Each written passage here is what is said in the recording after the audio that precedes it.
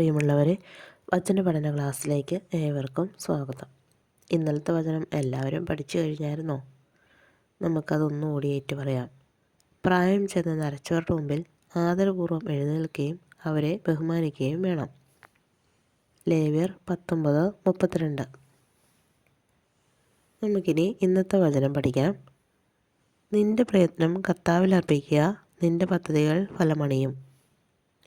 സുഭാഷിതങ്ങൾ 16:3.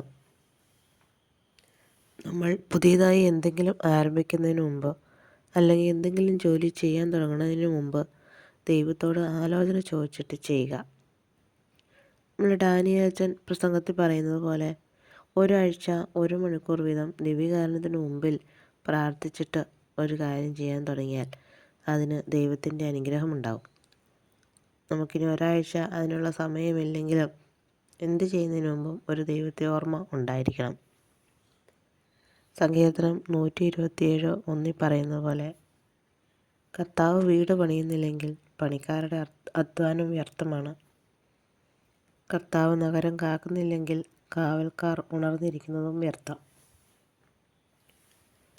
നമുക്ക് ഈ വചനം 3 പ്രാവശ്യം ഏറ്റുപറയാം. നിന്റെ പ്രയത്നം കർത്താവിൽ അർപ്പിക്കുക, നിന്റെ പദ്ധതികൾ ഫലമണിയും. സുഭാഷിതങ്ങൾ 16:3.